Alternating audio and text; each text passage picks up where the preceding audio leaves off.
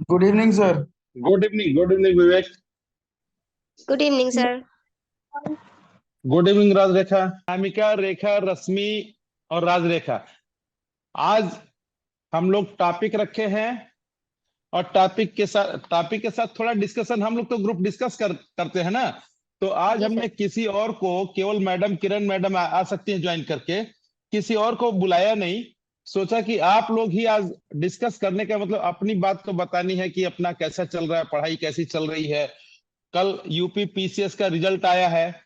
बहुत सारे बच्चों ने क्वालिफाई किया है। बहुत सारी लड़कियों ने यूपी पीसीएस में इस बार क्वालिफाई किया है। तो वो रिजल्ट को अगर आप लोग देखो, अभी ट्वेल्थ के भी रिजल्ट आए हैं। जस्ट बिहार के भी आए हैं और भी आ रहे। वन बाय वन सब रिजल्ट आ रहे हैं। ट्वेल्थ के और रिजल्ट आएंगे। एमपी पीसीएस का प्रीलिम्स होने वाला है। सिविल सर्विसेज का प्रीलिम्स होने वाला है। तो जो रिजल्ट आया है उसको अगर आप लोग देखोगे तो मुझे ऐसा लगता है कि अब गर्ल्स की पार्टिसिपेशन बहुत बढ़ गई है। और अभी जितने गर्ल्स हैं या बॉयज हैं, सब रूरल एरिया में हर जगह से रह के अपना पढ़ाई भी कर रहे हैं, क्योंकि सब संसाधन ठीक है और लेवल है।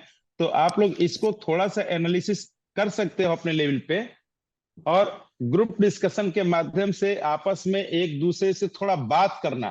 क्योंकि कई बार रहता है कि पढ़ते हुए कुछ पूछना है, कुछ बात करना है, तो वो एक डिस्कस करने की जरूरत है, जिससे मेंटल बैलेंस बना रहे। तो इसलिए आप सारे लोगों को अपना डिस्कशन करना जरूरी है ना। तो डिस्कस करेंगे तब अपना समझ में आएगा क्या करना है, कैसे करना है। क्योंकि हम लोग अब और प्लान कर रहे हैं कि थोड़ा सा हम होंगे कामयाब से और लोगों को और बच्चों को, लड़के को, लड़कियों को थोड़ा और प्लेटफॉर्म बढ़ाया जाए और सुविधाएं दी जाए। तो क्या एक्चुअली दिया जाए, क्या जरूरत है, उसको सर्च करने की जरूरत है। अभी हम लोग ही क्लास लेते हैं, क्लास कर देते हैं। पता नहीं किसी को ठीक लगता है, किसी को नहीं ठीक लगता है। तो जो हो रहा है वो ठीक है या नहीं, या जो अगर ठीक है तो उसको और क्या किया जा सकता है, उसको कैसे बढ़ाया जा सकता है। ये सारी चीजों की चर्चा तो तभी हो सकती है जब आप लोग फीडबैक दे, आप लोग आपस में डिस्कस करें, और आप लोगों को लगे कि हाँ ठीक है, इतना ये काम यहाँ तक तो ठीक है, लेकिन इसमें अगर ऐसा और इम्प्रूव किया जाएगा तो बेटर रहेगा। तो ग्रुप डिस्कशन का यही मीनिंग था। ग्रुप जीडी की स्टार्टिंग रश्मि ने ही पहले बोला था कि सर अगर आपस में जीडी होगा तो हम लोग आपस में डिस्कस कर सकते हैं, अपनी बात कर सकते हैं, चीजों को ले जा सकते हैं। क्यों रश्मि, तुमने कहा था ना? Yes sir. यस। तो इसलिए आप लोग बढ़ाना है। अब कैसा लगता है ये सब, अपने को आप लोग डिस्कस करना है, टॉपिक पर डिस्कस करना है, बिना टॉपिक के भी डिस्कस कर सकते हैं। किसी की कोई प्रॉब्लम है, किसी की कोई अच्छाई है, उसको भी डिस्कस करने से सबको बेनिफिट होगा, फायदा होगा, और मिल के आगे बढ़ेंगे। अभी अनामिका से भी मुझे लगता है, एक डॉक्टर साहब हैदराबाद के हैं, उन्होंने बात किया होगा।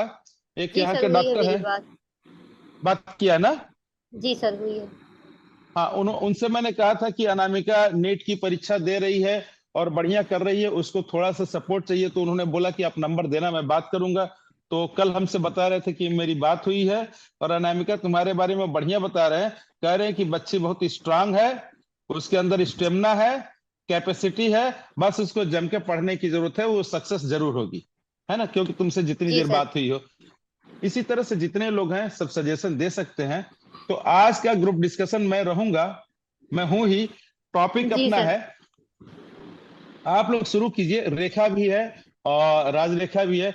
अभी आप लोग अपना डिस्कस करिए अपने टॉपिक के ऊपर, फिर उसके बाद हम लोग आगे बात करेंगे। 11 से 14 तक का भी एक कार्यक्रम करना है।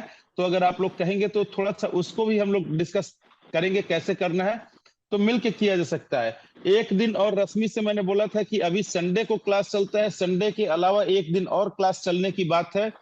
किसी ने सजेशन कहा किया कि अगर वेडनेसडे या थर्सडे को इवनिंग में 8 से 9 या 8:30 to 9:30 चलाया जाए तो वो भी बेहतर हो सकता है। तो आप लोग उस पर भी बाद में हमको बताना कि कौन सा डे बेटर रहेगा। जो यस लोग सर, मैंने बात सक्सेस, की थी। हाँ, तो सबसे बात करना, बताना है यस हमें। यस जो सर। सक्सेस लोग हो चुके हैं, अभी इस बार का पीसीएस का रिजल्ट मैं देख रहा था, कल जितने लोग सेलेक्ट हुए हैं वो कोई 3 साल के बाद, कोई 4 साल के बाद, कोई 5 साल के बाद, कोई फर्स्ट अटेम्प्ट में भी हुआ, लेकिन सबका यही कहना है कि जो भी तैयारी करना है उसमें उसके ब्रेन पे एकदम ये लगता है कि हाँ मैं कर सकता हूं, हमारे में कैपेसिटी है और हम कर लेंगे। तो ये जो इंटरनल एक इनर्सिया बनी रहती है, वो इनर्सिया 1-2 साल तक अगर बनी रहेगी तो सक्सेस होगा। और हम लोग जो है संडे संडे एक ग्रुप गेट टुगेदर या जीडी करेंगे, वो इसीलिए करेंगे कि अगर कोई बच्चे या कोई बच्ची या कोई स्टूडेंट घर में पढ़ रहा है, अगर 1 वीक में स्ट्रांग से थोड़ा वीक पढ़ता है, संडे को फिर इनर्जाइज हो जाए, फिर डिस्कस कर ले, फिर स्ट्रांग करे। तो ऐसा करके 1-2 साल का हम लोग कार्यक्रम बना सकते हैं। तो ये सारी शुभकामनाएं हैं। आप लोगों को हैंडओवर करते हैं, क्योंकि 11 के बाद वाले कार्यक्रम में भी हम संचालन सोचेंगे कि आप सारे लोग मिलकर करो, कैसे होगा उसकी भूमिका बनाएंगे। तो आज अपना टॉपिक ग्रामीण क्षेत्रों में स्वास्थ्य सुविधाएं, रूरल एरियाज में हेल्थ रिक्वायरमेंट, उसकी क्या रिक्वायरमेंट है और क्या अवेलेबिलिटी है, इस पे आप लोग डिस्कस शुरू करो। और अभी राजरेखा ने 3 दिन पहले 7 अप्रैल को वर्ल्ड हेल्थ डे था, तो उस दिन टॉपिक भी इसने भेजा था। तो राजरेखा भी आप लोग डिस्कस करो, मैं सुनूंगा, कोई जरूरत होगी तो बोलेंगे। स्टार्ट करिए आप लोग। राजरेखा, रेखा, रश्मि, अनामिका, प्लीज। रश्मि आप ही स्टार्ट कर दो। Yes sir. जैसे हम लोग देखते हैं ग्रामीण क्षेत्रों में एक तो स्वास्थ्य की ये प्रॉब्लम आती है कि जैसे कि पानी है, एक तो स्वच्छ पानी नहीं मिलता है, जिसकी वजह से क्या होता है, बीमारियां होती हैं। और जैसे कि अगर किसी को कोई बीमार है, फिर उसे जाना है डॉक्टर के पास में, तो क्या होता है कि अच्छी रोड्स वगैरह नहीं है, जिसकी वजह से कई बार क्या प्रॉब्लम होती है, कई बार रास्ते में ही बहुत ज्यादा दिक्कत हो जाती है। और सरकार के द्वारा इसके लिए कई सारी योजनाएं भी चलाई गई हैं कि इन सब चीजों में सुधार किए जा सके। जैसे आंगनवाड़ी,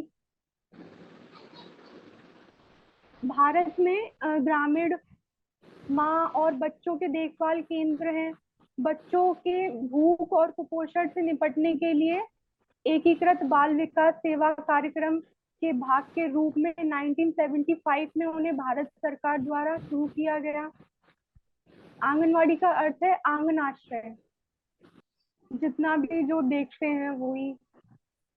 हाँ, अब अगला कोई बोल सकता है। Really good evening sir, good evening everyone, I am Neetu Kushwaha.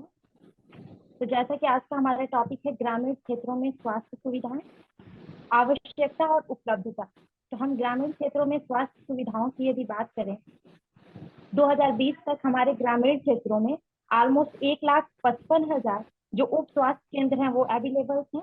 और स्वास्थ्य केंद्र की बात की जाए, जैसे पीएचसी प्राइमरी हेल्थ सेंटर की बात की जाए, तो ऑलमोस्ट 24,000 सीएचसी जो पीएचसी जो है हमारे ग्रामीण क्षेत्रों में अवेलेबल है।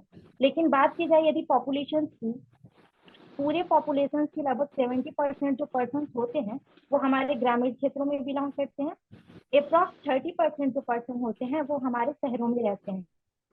उसके हिसाब से यदि देखा जाए तो ग्रामीण क्षेत्रों में जो भी अस्पताल हैं, जैसे CHC community health centre and PHC primary health centre, ये जो अस्पताल हमारे ग्रामीण क्षेत्रों में है, इनमें बेड देखा जाए यदि, तो टोटल 100% बेड का यदि देखें तो केवल 20% बेड ही इन हॉस्पिटल्स में अवेलेबल हैं। बाकी जो 80% बेड हैं वो हमारे जो शहरों में जो अस्पताल हैं, जैसे एम्स हो गया, पीजीआई हो गया, वहाँ पे अवेलेबल हैं। दूसरा देखा जाए तो जो सहकर्मी है, जैसे डॉक्टर्स हो गए, फार्मासिस्ट हो गए, चीफ फार्मासिस्ट हो गए, और भी वर्कर्स तो हो गए, वो हमारे ग्रामीण क्षेत्रों में जो भी स्वास्थ्य केंद्र हैं, जैसे सीएचसी हुआ, पीएचसी हुआ, या फिर डिस्ट्रिक्ट लेवल पे जो हमारे हॉस्पिटल्स हैं, उनमें उनकी भी कमी है, क्योंकि उनमें कई सीटें खाली रह जाती हैं।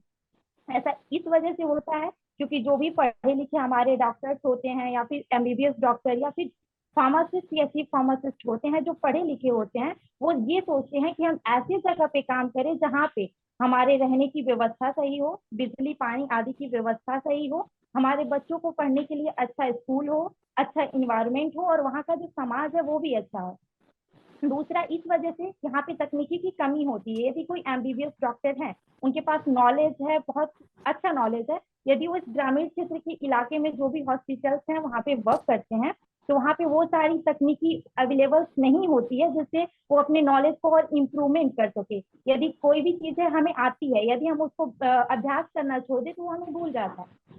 तो यदि ऐसा होता है कि यहाँ पे वो सारी सुविधाएं अवेलेबल नहीं होती हैं, इस वजह से वो सोचते हैं कि हम ऐसे जगह पे जाएं जिससे हम अपने नॉलेज को और गेन कर सकें और आगे जा सके। एक कारण तो ये हो जाता है कि यहाँ पे ग्रामीण क्षेत्रों में जो भी हमारे एमबीबीएस या फिर पढ़े लिखे डॉक्टर्स होते हैं, कम रहने के लिए सोचते हैं, क्योंकि उनको सही, हमने बताया कि बिजली पानी आदि की समस्या ये है, इस वजह से नहीं रहते। यदि दूसरा कारण देखा जाए तो जो हमारे जो ग्रामीण क्षेत्रों के जो हॉस्पिटल्स हैं, वहां पे देखा जाए तो जो भी फैसिलिटीज हैं वो अवेलेबल है, लेकिन उनकी जो गुणवत्ता है वो कम है। जैसे हम मेडिसिन बोले तो यदि हम पैरासीटामोल मेडिसिन यदि प्राइवेट सेक्टर से ले रहे हैं और ये वही पैरासीटामोल मेडिसिन यदि हम गवर्नमेंटेड हॉस्पिटल से ले रहे हैं, तो दोनों की पोटेंसी में बहुत ज्यादा डिफरेंस देखने को मिला है। क्योंकि यदि दोनों की पोटेंसी में डिफरेंस मतलब एक जाएगा, तो जैसे हम कोई दवा ओरल रूट से लेते हैं तो उसकी बायोबिलिटी मतलब वो जाकर के 80% लगभग हमारी बॉडी में वर्क करता है। यदि आईवी इंजेक्शन वगैरह ले रहे हैं तो 100% वर्क करता है। ठीक इसी प्रकार से पोटेंसी की बात करें तो यदि उस दवा की पोटेंसी ऑलमोस्ट 50% है, यदि हम प्राइवेट सेक्टर से वही पीसीएम ले रहे हैं तो उसकी पोटेंसी 80% होती है। इस वजह से उसके कार्य करने की क्षमता में भी डिफरेंस देखने को मिलता है। इस वजह से लोग सरकारी अस्पताल में जाने से ज्यादा सोचते हैं कि हम प्राइवेट या फिर किसी निजी अस्पताल से जाकर के मेडिसिन ले लें, या फिर जो फैसिलिटीज अवेलेबल होनी चाहिए सरकारी हॉस्पिटल्स में वो उतने अच्छे से अवेलेबल नहीं है। क्योंकि मैंने खुद अपने पूरे जब मैं फार्मेसी अभी कर रही हूँ तो मैंने 3 महीने तक पीएचसी में कम्युनिटी हेल्थ सेंटर में मैंने ट्रेनिंग किया है। मैंने खुद वहाँ पे देखा है, वहाँ की मेडिसिन को घर लेके आए हैं और खा करके दोनों को कंपेरिजन करके मैंने खुद देखा है, जिससे मुझे ये पता लगा है कि दोनों की पोटेंसी में काफी डिफरेंस है। साथ साथ मैंने ये भी देखा कि जो सरकारी अस्पताल हैं उसमें बहुत सारी ऐसी मेडिसिन हैं जो लोगों को, जैसे जो अस्थमा के मरीज होते हैं उनके लिए अस्थालीन सिप्ला का आता है, वो सारे अवेलेबल थे, पर मरीजों को दिए नहीं जाते थे, स्टोर रूम में वैसे ही रखे गए थे। मैंने सर से पूछा, जो हमारे चीफ फार्मासिस्ट हैं, मैंने उनसे पूछा कि सर ये सारे मेडिसिन जब गवर्नमेंट फ्री में दे रही है और लोगों को देने के लिए दे रही है, तो फिर क्यों ये मेडिसिन स्टोर रूम में रखा गया है, क्यों नहीं दिया जा रहा। उन्होंने कहा कि तुम नहीं समझोगी, ये जो मेडिसिन है ऐसे वो लोग बाद में आके चेक भी करेंगे कि कितना मेडिसिन क्या हुआ है, इस वजह से रखा जाता है। लास्ट में जब उसका एक्सपायरी डेट आया है तब मेडिसिन निकाल करके डिस्ट्रीब्यूट किया गया है। तो ये भी कह सकते हैं कि गुणवत्ता में भी कमी है। अब कोई व्यक्ति ऐसा है जो ग्रामीण क्षेत्रों से बिलोंग करता है, पढ़ा लिखा नहीं है, उन्होंने उसे मेडिसिन दे दी, वो मेडिसिन ले गया, उसने एक्सपायरी डेट नहीं देखा।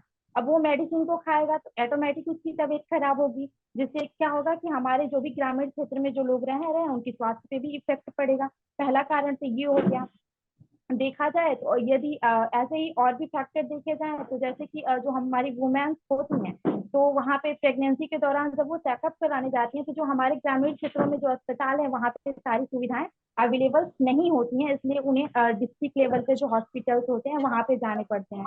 जैसे कुछ चिल्ड्रंस को देखा जाए तो जो बच्चे होते हैं उनको यदि जो टीकाकरण लगता है तो ग्रामीण क्षेत्रों के केवल 5% बच्चे ऐसे होते हैं जिनको सभी टीकाकरण लग पाते हैं। जैसे कि कुछ इंपॉर्टेंट तो लग जाते हैं सब बच्चों को, लेकिन बहुत सारे ऐसे टीकाकरण होते हैं जो एक बच्चे को लगाने के लिए बहुत जरूरी होता है, लेकिन केवल 5% ही ऐसे बच्चे ग्रामीण क्षेत्र से होते हैं जिनको वो सारे टीकाकरण मिल पाते हैं। तो ये सब हमारे फैक्टर्स हैं ग्रामीण क्षेत्रों में स्वास्थ्य सुविधाओं में कमी की वजह से। अब इसके कारण क्या क्या हो सकते हैं।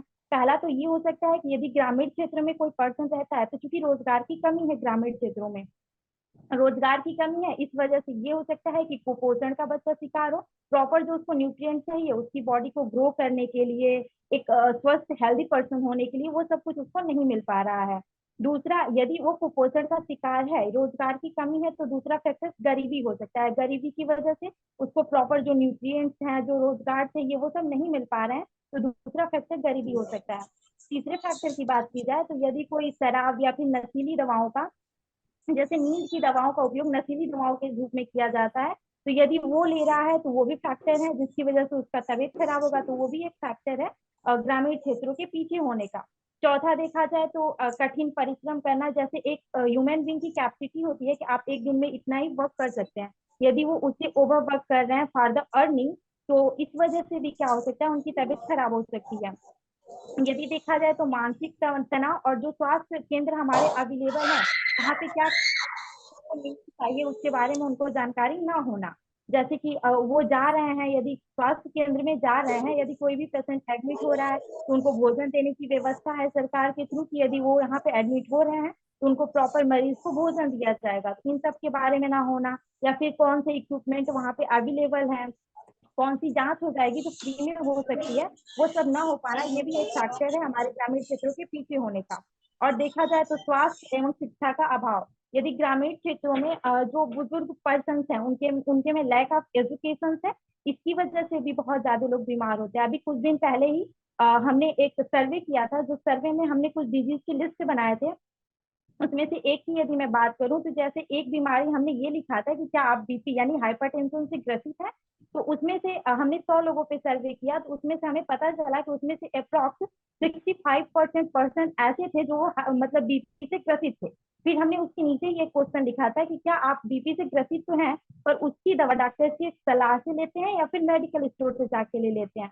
तो हमें पता चला कि 50% ऐसे पर्सन थे जो जिनको बीपी तो था लेकिन वो जाकर के मेडिकल स्टोर से दवा लेके चले आ रहे थे, ना कि किसी डॉक्टर की सलाह से, और अपने आप ही दवा को जब उनका बीपी ठीक हो जा रहा था तो बंद कर दे रहे थे। इसको लैक ऑफ एजुकेशन ही कहेंगे, जिनके पास एजुकेशन रहेगा वो ऐसा कभी नहीं करेंगे।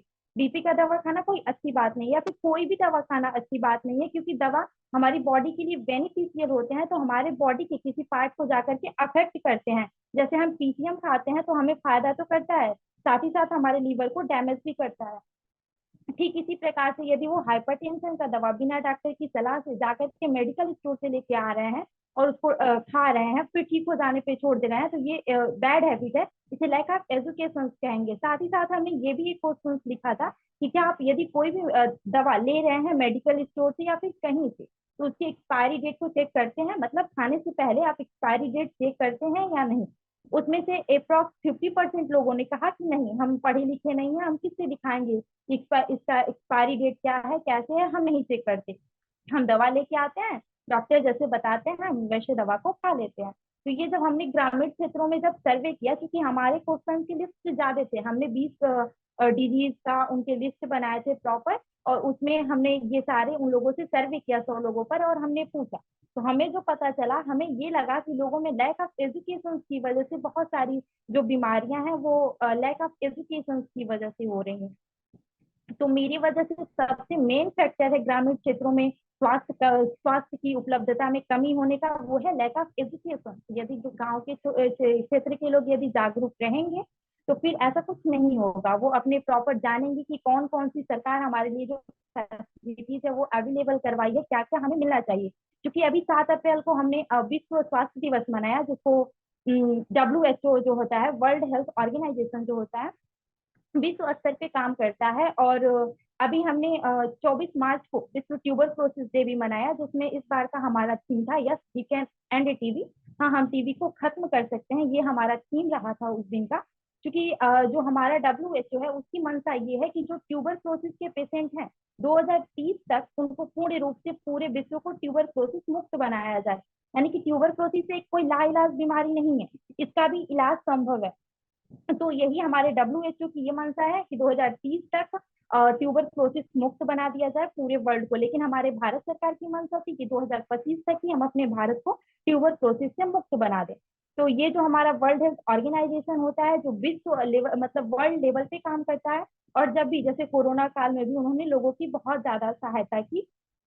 तो ये सभी जो भी हमारे स्वास्थ्य से रिलेटेड जो भी कोई इश्यू है या फिर ऐसा कुछ है, तो वो हमारे WHO उसको हेल्प करता है। अगर भी कोई डिजीज है तो उसको उसके प्रिवेंशन के लिए जो भी फैसिलिटीज अवेलेबल हो पाते हैं वो अवेलेबल करवाता है। तो यदि हमारे पास एजुकेशन रहेगा, हमें पता रहेगा कि हाँ हमें ऐसे करना है, या फिर ये फैसिलिटीज हमारे सामुदायिक स्वास्थ्य केंद्र पे यानी कि सीएचसी पे या फिर पीएचसी पे अवेलेबल है, तो हम वहाँ पे जा करके उन सारी फैसिलिटीज का लाभ उठा पाएंगे।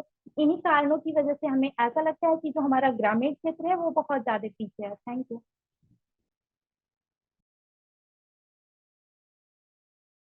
थैंक यू नीतू, आपने तो बढ़िया से हेल्थ के बारे में भी बताया, हेल्थ के जो रीजन है बीमारियों के होने के, हेल्थ खराब होने के, उसका भी बताया।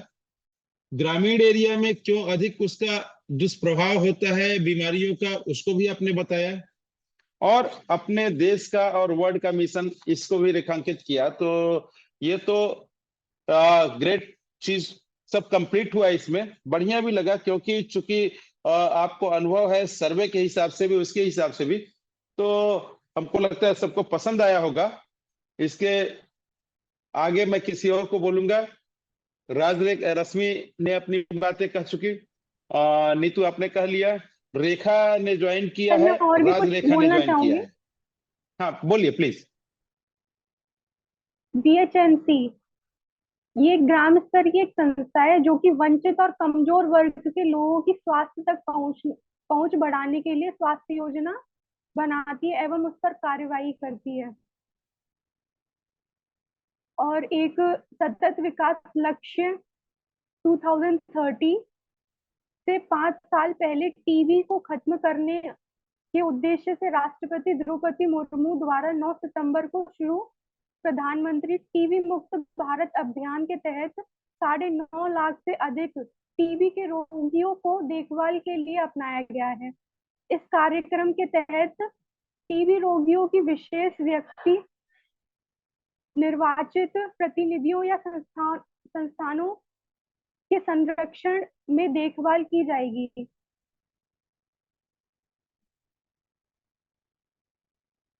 हाँ रश्मि, ये आपने बढ़िया बताया। ये जो ऑनेबल हमारी प्रेसिडेंट मैडम ने और पीएम साहब ने कहा है, यस सर। एक्चुअली ये सितंबर में एक कार्यक्रम चला है निश्चय मित्र करके। गवर्नमेंट ये भी मानती है और मानती नहीं, ऐसा है भी कि हमको सब काम केवल गवर्नमेंट या केवल पब्लिक के ऊपर नहीं छोड़ना, ज्वाइंटली करना है। तो सरकार का ये मानना है कि हमको बीमारियों को दूर करने के लिए, जागरूक करने के लिए सोशल एक्टिविटी अपने को करनी पड़ेगी। इसमें निश्चय मित्र में क्या है, एक ऑप्शन दिया गया है कि हम और आप जो भी पढ़े लिखे लोग हैं, वो समाज में ऐसे जो टीबी के पेशेंट हैं उनको थोड़ा मदद कर सकते हैं, उनको बता सकते हैं। क्योंकि टीबी में सबसे बड़ी प्रॉब्लम क्या होती है कि जो अभी नीतू ने बताया कि किसी चीज की दवा को अगर आप खाना शुरू किए और कंप्लीट नहीं किए, तो थोड़ा सा ठीक होने में थोड़ा सा लगता है कि हाँ मुझे ठीक हो गया, फिर आप दवा छोड़ देते हैं। वो एक प्रॉब्लम हो जाती है और बाद में वो जानलेवा साबित होती है, विशेषकर टीबी के केसेस में। तो टीबी के केसेस में गवर्नमेंट अभी ये कह रही है कि आप हम में से कोई भी पर्सन, निश्चय मित्र एक पोर्टल बना हुआ है, उस पर हम फ्रेंड बन सकते हैं। 4 या 5 अगल बगल के वो डॉक्टर हॉस्पिटल आपको दे देगा कि ये पेशेंट है, उनके साथ आप केयर कर सकते हैं। मैं आपको बताऊं कि मैं इसमें दिसंबर में मैं भी रजिस्टर्ड हुआ हूं, और मैं अपना हमारे एरिया में जो एक हॉस्पिटल है, उस हॉस्पिटल से हमको डॉक्टर साहब ने 5 पेशेंट को एथराइज किया। उन 5 पेशेंट को मंथली हम लोग जाते हैं, मिलते हैं और उनको देखते हैं, उनको केयर करते हैं और उनकी दवा और उनका कैसे चल रहा है उनसे थोड़ा सा अपनी बातें करते हैं। तो ये एक सिस्टम हम सारे लोग कर सकते हैं, जितने पढ़े लिखे लोग हैं गांव में बता सकते हैं, निश्चय मित्र के फ्रेंड बन के अपने को रजिस्टर्ड कर सकते हैं। तो ये उस पोर्टल का है। टीबी इरेडिकेट करना बहुत जरूरी है, क्योंकि इससे बहुत सारी प्रॉब्लम है, विशेषकर गांव को, विशेषकर अशिक्षित लोगों को, विशेषकर उन लोगों को जो ध्यान नहीं देते हैं। तो इसमें सब एजुकेशन का रोल है, हमारी आपकी सबकी जिम्मेदारी है, जहां है उसमें ये पार्टिसिपेट करें। तो ठीक है रश्मि, और कुछ बोलना है तो आप बोलो, और अदरवाइज फिर अगला कोई भी है अपनी बातें कहे प्लीज। यस सर, मैं अपना एक मत और रखना चाहती हूँ सर।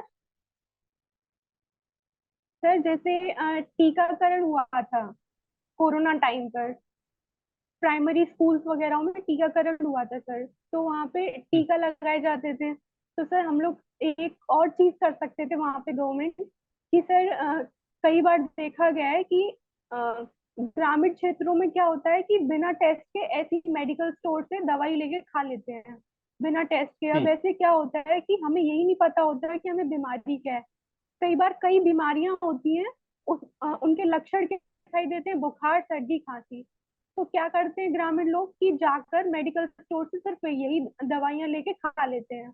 उन्हें लगता है इससे हम ठीक हो जाएंगे, बट ये ठीक नहीं है।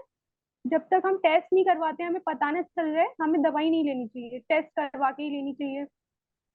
उन्हें इतना नॉलेज होता नहीं है, लैक ऑफ एजुकेशन की वजह से। तो हम वो कर सकते थे, सर गवर्नमेंट ये कर सकती थी कि वहीं एक जांच केंद्र और बना देती, जैसे कि ब्लड टेस्ट वगैरह, जिससे कि उनको जो प्रॉब्लम हो, जो टीका करवाने आ रहे हैं उन्हें जो प्रॉब्लम हो वो भी पता चले, जिससे कि वो इलाज Yes. करवा सके। कई बार क्या होता है कि कैंसर वगैरह होता है, तो नॉर्मली कुछ लोग क्या समझ लेते हैं, उसको लाइटली लेके ये सोच लेते हैं कि नॉर्मली फोड़ा वोड़ा है, ऐसी दवाई लेके ठीक कर लेंगे। फिर बाद में वो बढ़ जाती है प्रॉब्लम।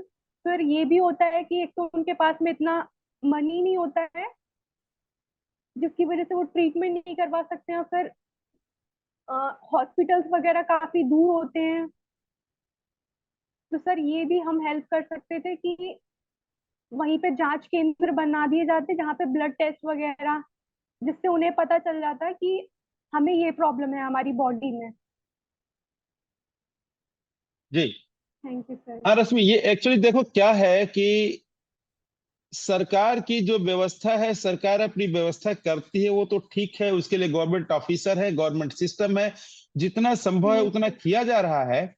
इसके साथ हम जो लोग पढ़े लिखे हैं, जो अगर सरकारी में नहीं है, काम नहीं कर रहे, कहीं भी हैं, अगर हमें नॉलेज है तो हमको भी एक तरह से वॉलंटियर काम करने की जरूरत है। अगर आपको लगता है कि किसी को कुछ बताना है, आप बताओ। ये मत सोचो कि ये मेरी ड्यूटी नहीं है। हम समाज में रहते हैं, समाज को ठीक करना, प्रसन्न करना, हेल्दी रखना, ये हम सबकी जिम्मेदारी है। अगर हम सारे लोग ये सोचे कि हम पॉजिटिव काम करेंगे, तो मुझे लगता है सारी व्यवस्थाएं ठीक हो जाएंगी। देखो अब स्वास्थ्य के फील्ड में क्या है, आज के समय में हम थोड़ा सा मुश्किल समझते हैं कि ग्रामीण में हेल्थ की प्रॉब्लम है, लेकिन पहले के समय में कहा जाता था, और अभी भी एक मानने की बात है, कि ग्राम्य व्यवस्था में सबसे अधिक स्वास्थ्य बढ़िया होना चाहिए, क्योंकि इन्वायरमेंट खुला रहता है, ऑक्सीजन फ्री रहता है, कोई पोल्यूशन नहीं है, शुद्ध पानी है, इवन शुद्ध खाना है। आप बढ़िया चीज बोते हो, बढ़िया चीज खाते हो। आपको शहर में शुद्ध दूध नहीं मिलेगा, पैकेट का दूध लेना है, लेकिन गांव में आप शुद्ध दूध ले सकते हो। तो हम लोगों ने अपने गांव को, जो हमारे स्वास्थ्य के बेस्ट केंद्र थे, भारत तो एक ऐसा देश है जहां पे गांव का देश कहते हैं, जहां एकदम शुद्धता रहती है, वहां सब कुछ मिलता था। हम लोगों ने उसको थोड़ा थोड़ा बिगाड़ा है। अभी जरूरत क्या है अपने को, हमारे आप देखो, जितने भी सबके बड़े बुजुर्ग होते थे, पहले लोग सुबह जग जाते थे, तो में जाते थे, बढ़िया खाना, बढ़िया पानी, भले ही मोटा खाना खाएंगे लेकिन शुद्ध खाते थे। योगा, एक्सरसाइज, आप अगर कुछ नहीं करते तो वॉक करते हो, वही है। लेकिन आज के समय में थोड़ी सी प्रॉब्लम ये हो रही है कि हम लोग लेट नाइट तक जगते हैं, सुबह देर तक सोते हैं, पानी कम पीते हैं, टहलते कम है, कमरे में अधिक बैठे रहते हैं। इन सब चीजों को भी थोड़ा जानने की जरूरत है। तो अगर हम ऐसा करें तो हो सकता है कि जो बीमारी होने वाली है, अभी नीतू जो कह रही थी, बीपी की सबसे बढ़िया दवा है कि अगर किसी को बीपी हुआ हो और वो पर डे 3 से 4 किलोमीटर वॉक करे, तो मुझे लगता है कि उसकी बीपी बहुत जल्दी ठीक हो जाएगी। आज के समय में शहरों में कई जगह स्वास्थ्य केंद्र ऐसे खुल रहे हैं कि मॉर्निंग वॉक करना है, आपको योगा करना है, ये सारी चीजें हमारी गांव की इनबिल्ट पार्ट थी। तो हम सारे पढ़े लिखे लोगों को हेल्थ के प्रति कॉशस रहना है, और कॉशस ऐसे रहना है कि बीमारी हो ही क्यों, अगर हम पहले से स्वास्थ्य के नियमों का पालन करें, अच्छी चीजें खाएं, अच्छे तरीके से सोएं, जो हमें नियम बना हुआ है उस प्रकृति के नियम को फॉलो करें, तो हो सकता है बीमारी ना हो। और अगर खुदा न खास्ता कहीं बीमारी हो जाए, तो हम अपने एजुकेशन से उसका सही उपयोग करते हुए उसकी सही दवा डॉक्टर से कंसल्ट करें और टाइमली दवा ले लें। यही दो चीजें अपने को करनी है। और इसमें हम सारे लोग जो स्पेशली जो एजुकेटेड है, उनकी बहुत जिम्मेदारी बढ़ती है। और उस एजुकेटेड में सबकी जिम्मेदारी उससे अधिक और बढ़ती है जो सर्विस में नहीं। आप देखो, जो एजुकेटेड जो स्टूडेंट्स हैं, जो पढ़ रहे हैं, इनकी जिम्मेदारी और अधिक है कि आप दोनों के तरफ हो, आप गवर्नमेंट सिस्टम को भी जानते हो और आप पब्लिक को भी जानते हो, दोनों के बीच के कड़ी हो, तो आप लोगों की भी जिम्मेदारी डबल बनती है। तो इसको ऐसा करना है, ग्रुप डिस्कशन में डिस्कस करने से अपना ही फायदा होगा और लोगों को भी हम लोग इसमें पहुंचा सकते हैं। तो रश्मि का हो गया, थैंक यू। नीतू ने तो हम लोगों का बहुत ज्ञानवर्धन किया। अगला कोई भी पार्टिसिपेंट जो बोलना चाहे स्टार्ट करे प्लीज।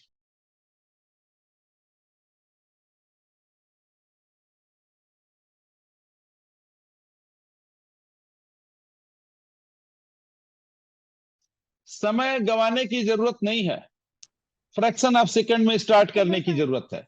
हाँ, समय। रामकली बोल रहे हैं, बहुत बढ़िया रामकली। अब देखो क्या है कि समय की कीमत है, टाइम हमारा सबसे अनमोल जिंदगी में टाइम है, तो टाइम सोचने में नहीं गंवाना है। कोई नहीं बोल रहा है तो कोई भी स्टार्ट कर दे। Yes Ramkali, please go ahead, welcome. Thank you sir. Sir जो भी बताना था नीतू ने सभी बता दिया है, पर उसके बाद भी मैं भी कुछ ऐड करना चाहूंगी अपने पॉइंट ऑफ व्यू। तो जैसे ग्रामीण क्षेत्रों में जब किसी को भी कोई प्रॉब्लम होती है, तो जैसे उनके पास टाइम नहीं होता। ज्यादा जो लोग होते हैं वो तो काम में बिजी होते हैं, उन्हें लगता है कि आज हम काम कर लेते हैं अपना, बाद में देख लेंगे, उसको लाइटली ले लेते हैं चीजों को।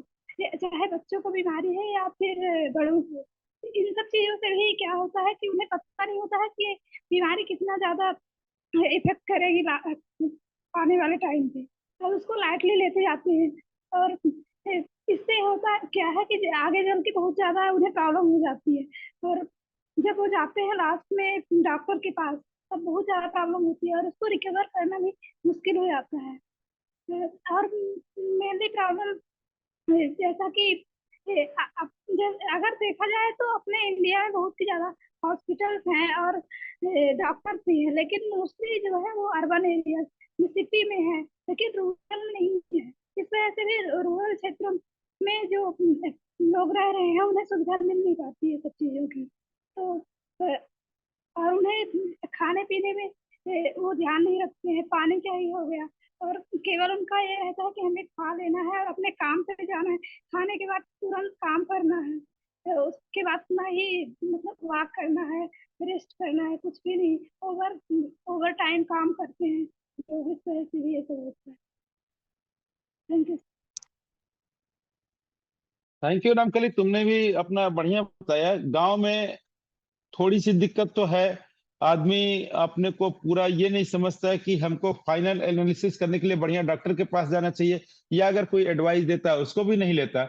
इसके कारण कई बार मुश्किल होता है। लेकिन फिर भी हमको ये मानना है कि इन चीजों को, अगर गांव में कोई ऐसी समस्याएं हैं, उसको दूर करने की जिम्मेदारी हम लोग की है। क्योंकि गांव में हमारे बहुत अधिक लोग रहते हैं, उनको स्वस्थ रखना, स्वास्थ्य प्रदान करना अपनी जिम्मेवारी है। बीमारी होने के पहले की चीजें, कि जैसे शुद्ध पानी, शुद्ध खाना, थोड़ा सा अपना योगा और थोड़ा सा अपना जीवनचर्या ठीक रखना, ये इसका प्रचार प्रसार और लोगों को बताना, ये वही बता सकता है जो जानता है। जैसे नीतू है, नीतू ने सर्वे किया, अब इनको मालूम हो गया कि रूरल एरिया में कितनी प्रॉब्लम है।